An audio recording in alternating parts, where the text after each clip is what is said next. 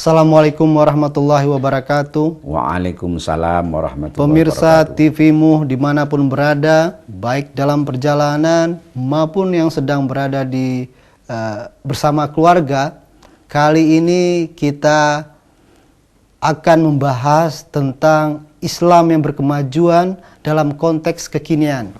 Telah hadir di tengah kita Bapak Sukhriyanto, pimpinan Pusat Muhammadiyah, ketua yang membidangi Majelis Lingkungan Hidup dan Seni Budaya dan Olahraga pimpinan Pusat Muhammadiyah. Apa kabar? Assalamualaikum Pak Sukhriyanto. Alhamdulillah baik, selamat, sehat. Alhamdulillah.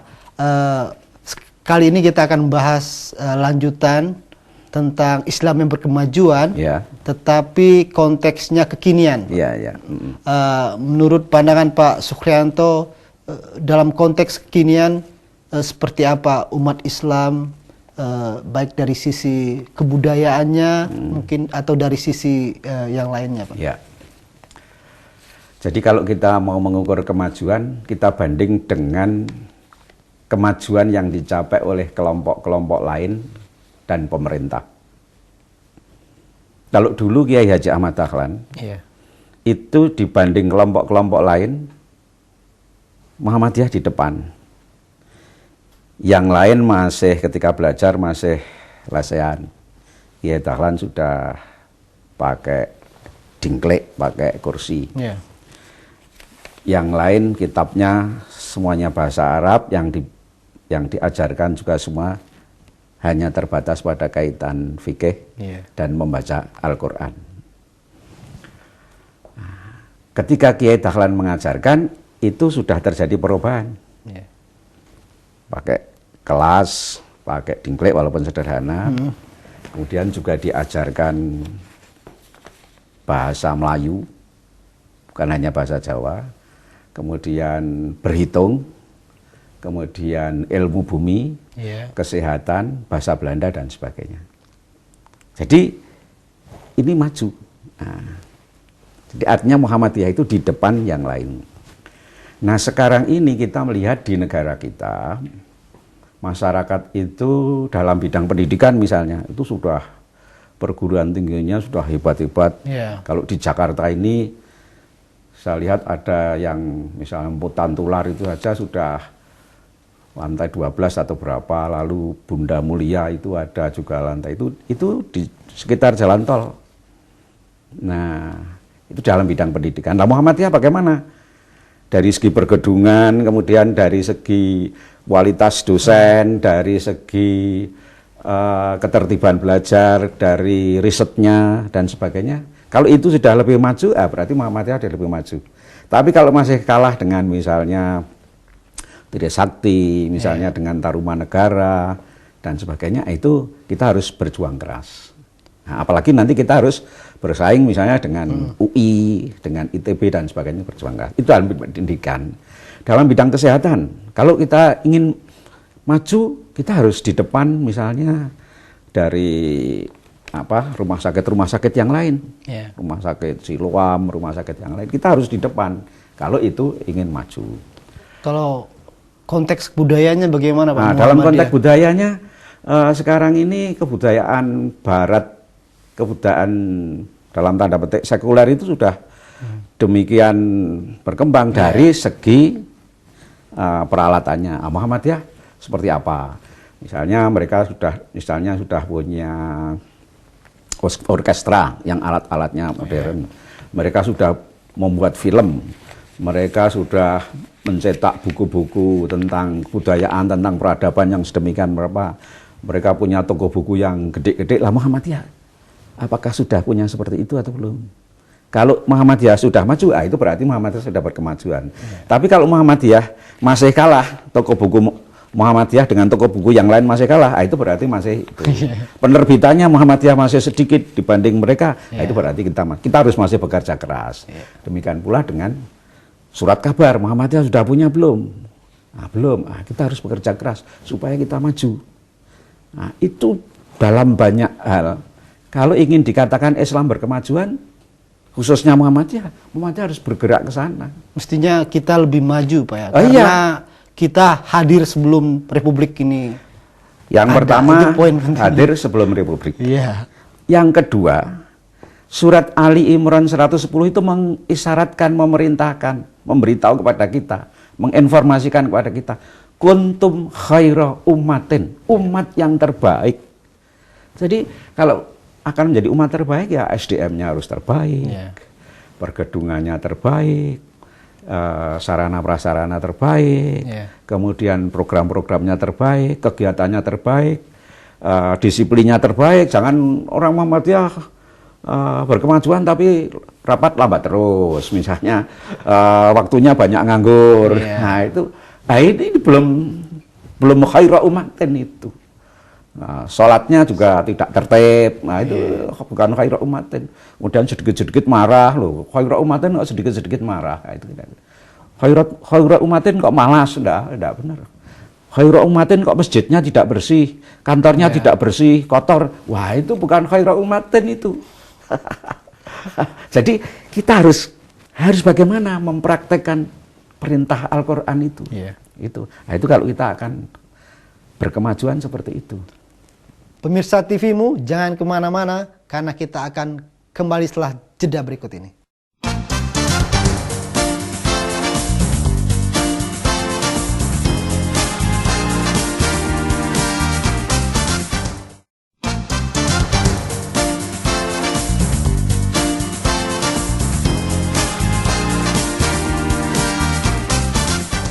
Kembali kita melanjutkan dialog bersama Bapak Sukrianto tentang Islam yang berkemajuan dalam konteks kekinian.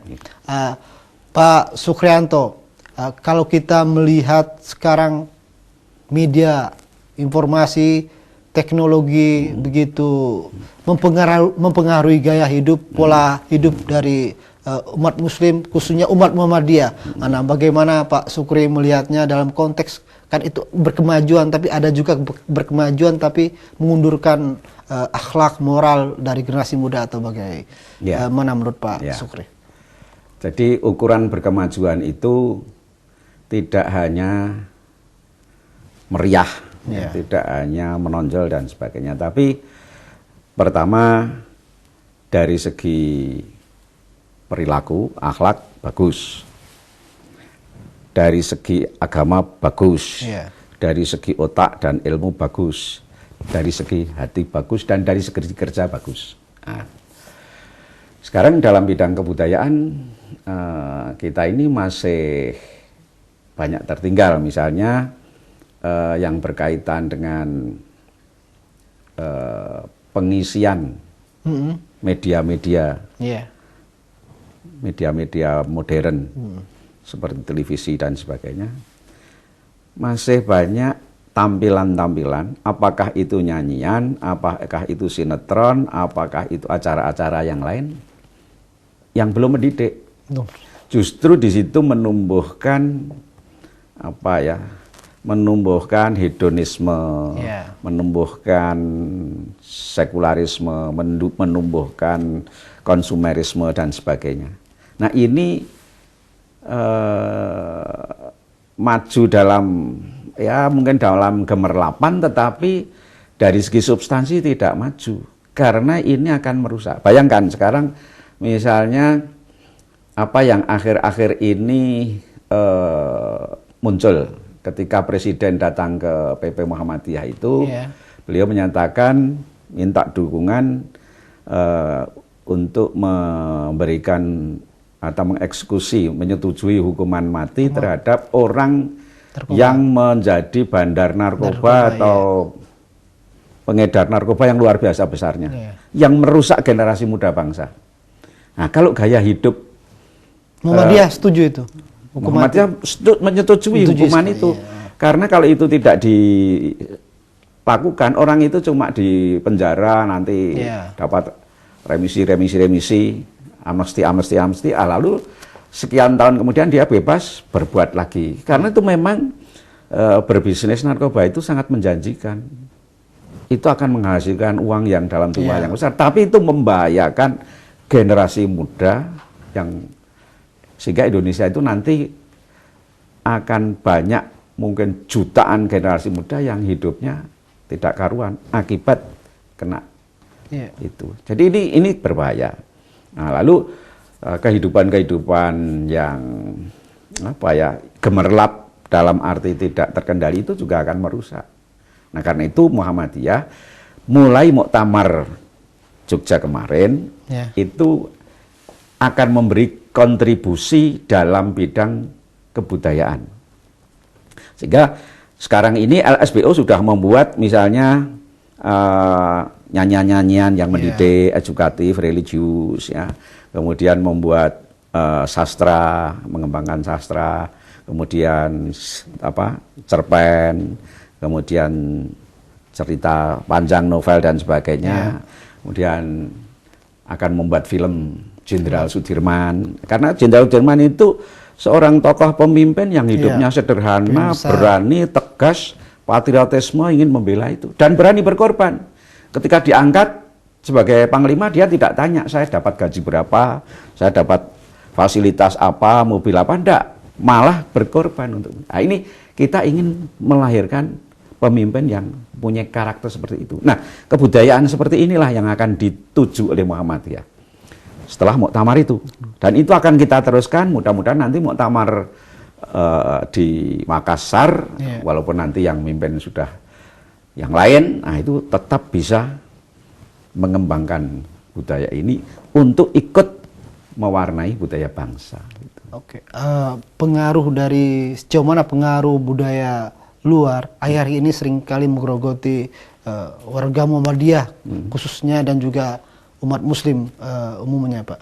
Sangat besar, karena lewat media online, dunia maya, website, bahkan juga sosial media dan sebagainya itu. Kemudian lewat koran, surat kabar, kemudian majalah, kemudian lewat bioskop, lewat sinetron yang dia masuk ke rumah-rumah kita. Jadi ini kalau kita mesti mengikuti itu untuk menuju peradaban baru yang berkemajuan atau ya kita mengisi konten yang sebab kalau teknologinya kan nggak masalah. Teknologinya itu tidak masalah. Kita isi apa saja. Isi kontennya yang penting. Ya tergantung kontennya itu. Kalau kita bisa membuat produk-produk itu, produk sinetron, produk tampilan budaya, tampilan seni yang bagus, yang mendidik itu kan.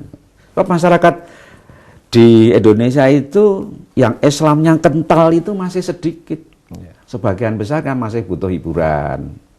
Yang zikir tiap hari di depan sajadah itu kan hanya sebagian kecil. Yang sebagian besar kan masih cari dana, cari ini, cari uang, macam-macam, cari penghidupan. Anaknya juga masih sekolah dan sebagainya. Itu mereka masih butuh hiburan. Nah, hiburan itu yang harus kita jadikan hiburan yang baik. Yang dalam bahasa Jawa itu biasa disebut tontonan, tapi juga sekaligus tuntunan. Oke. Nanti kita akan membahas tentang konteks bukan masyarakat modern, tapi masyarakat yang pinggiran, masyarakat yang terbelakang dalam menghadapi Islam berkemajuan ini seperti apa. Oke, pemirsa TV-mu, kita akan kembali setelah jeda berikut ini.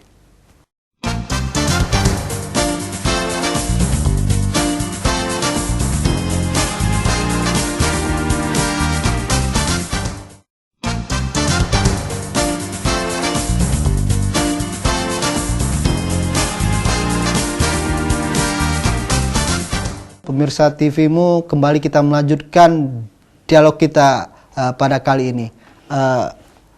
Begini Pak Sukrianto, masyarakat terbelakang, orang-orang pinggiran itu mungkin mereka tidak terlalu ngeh dengan soal-soal berkemajuan. Yang penting mereka kenyang, dapat makan cukup. Nah, bagaimana Muhammadiyah, peran Muhammadiyah untuk memajukan mereka juga supaya ikut maju seperti yang lainnya?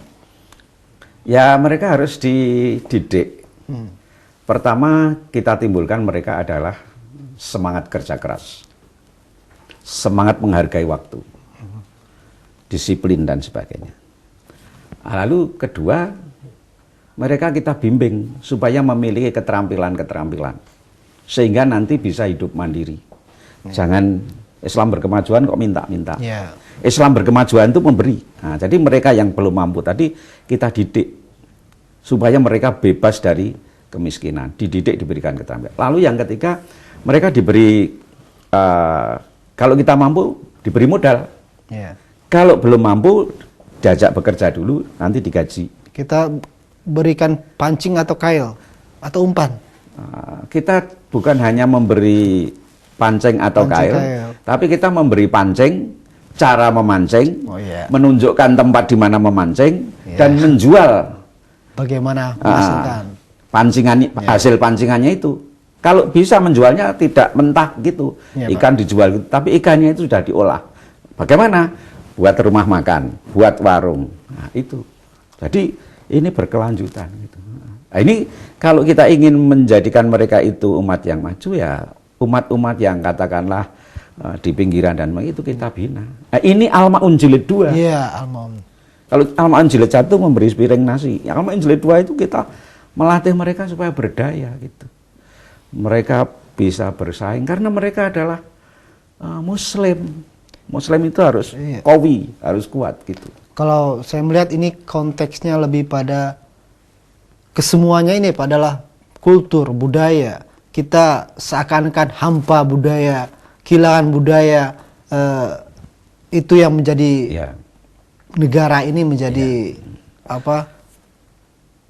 kurang kekuatannya karena karakter building. Nah, bagaimana menurut Pak Sukri tentang pembangunan karakter warga Muhammadiyah untuk lebih maju dan berkemajuan dalam konteks kekinian dan juga konteks ke depan? Ini harus dilakukan lewat pendidikan. Nah, pendidikan itu pertama dalam ranah keluarga. Itu pendidikan dalam keluarga harus intensif. Orang tua harus memiliki kesadaran untuk mendidik anaknya. Lalu dalam ranah sekolah, lembaga-lembaga pendidikan. Lalu yang ketiga masyarakat. Masyarakat itu misalnya di masjid.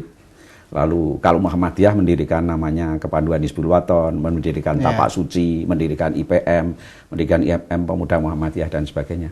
Sehingga ketiga ranah itu juga, pemerintah juga seharusnya begitu. Pemerintah jangan hanya pendidikan itu dilakukan oleh sekolah, SD, SMP dan sebagainya, tapi juga orang-orang tua itu harus diberikan adult education, pendidikan orang tua, supaya mereka menjadi sadar bahwa mereka tidak hanya beranak saja, tapi mereka menjadi orang yang bisa memanusiakan anak manusia. Memang pertama keluarga menjadi keluarga penting, lalu sekolah, lalu masyarakat dan negara. Ini karena itu siaran-siaran atau pemerintah harus membuat aturan yang mengatur supaya siaran-siaran televisi, kemudian apa yang ada dalam Quran itu juga mengandung edukatif, nilai-nilai untuk misalnya dari surat kabar, dari majalah itu juga jangan di rumah, di sekolah dididik sembilan, tapi di masyarakat dibiarkan itu siaran-siaran atau koran-koran yang itu akan tidak match dan nanti kedepannya juga akan menyebabkan bangsa ini tidak bisa tampil kokoh kuat itu. Baik Pak. Kekuatan Muhammadiyah selain di lembaga pendidikan, kesehatan, sosial, kalau budayanya seberapa besar sih Pak kekuatan Muhammadiyah untuk mempengaruhi? Ya ini sedang kita bangun. Sebenarnya pendidikan pun masih harus kita perkuat. Sosial masih kita perkuat. Rumah sakit masih kita perkuat. Dakwah tabligh kita harus kita perkuat. Tapi juga budaya harus kita perkuat. Maka kita mengembangkan kreativitas anak-anak muda. Untuk kemarin di Jogja kita pentaskan misalnya satu ketoprak. Ya, ketoprak itu salah satu kesenian di Jawa yang judulnya Jumeduling Surya. Jumeduling Surya artinya munculnya sinar matahari. Ora tahu wah tidak pernah berubah. Artinya cahaya Islam itu selalu bersinar terus. Ini harus kita kembangkan terus supaya menyinari itu. Kalau bisa kita menggunakan memanfaatkan budaya-budaya lokal, tapi kita isi muatan keislaman, budayanya anunya lokal, wadahnya lokal, tapi kita isi dengan keislaman, dengan pendidikan dan sebagainya itu akan bisa mendidik. Zaman para wali itu istilahnya tutwuri handayani. Tutwuri hangiseni. Bukan handayani. Ya, jadi misalnya lagu ilir-ilir itu tembang Jawa, tapi muatannya apa? Muatannya Islam. Nah, misalnya. Nah, dulu tahun 40-an Muhammadiyah itu punya lagu-lagu yang mendidik. Lagu tentang Maulid Nabi, tentang Isra Mi'raj, tentang Hari Besar Islam, tentang ini, tentang bagaimana Islam mendunia dan sebagainya. Itu ada. Bahkan tentang jihad, tapi jihad yang benar, bukan jihad ada lalu dipendungi, tapi jihad melawan apa Belanda itu. Kalau saya bicara tentang budaya ini selalu ingat Kunto, Pak. Apa? Kunto Wijoyo. Oh, Pak Kunto. Pak Kunto memang seorang sastrawan, budayawan. Bagaimana peran Muhammadiyah melahirkan kader-kader seperti Pak Kunto dalam konteks budaya? Apakah dialog-dialog kebudayaan sering ada program seperti itu, Pak, untuk iya, itu harus kita bangun. Iya. Sebab dulu ada budayawan-budayawan yang lain, misalnya zaman agak dulu itu kan Buya Hamka itu kan juga luar biasa. Iya. Ya. Lalu lahir Taufik Ismail juga luar biasa. Kemudian ada Slamet Sukirnanto, ada Khairul Umam. Ada itu kan budayawan-budayawan yang lahir dari Muhammadiyah. Tapi mereka lahirnya masih sifatnya individual. Karena itu ke depan Lembaga Seni Budaya itu kita akan ada lembaga pendidikan, pelatihan, sekaligus kita usulkan sekolah-sekolah, prodi-prodi budaya. Baik, Pak. Pemirsa TV-mu, demikian dialog kita pada kali ini bersama Bapak Sukrianto.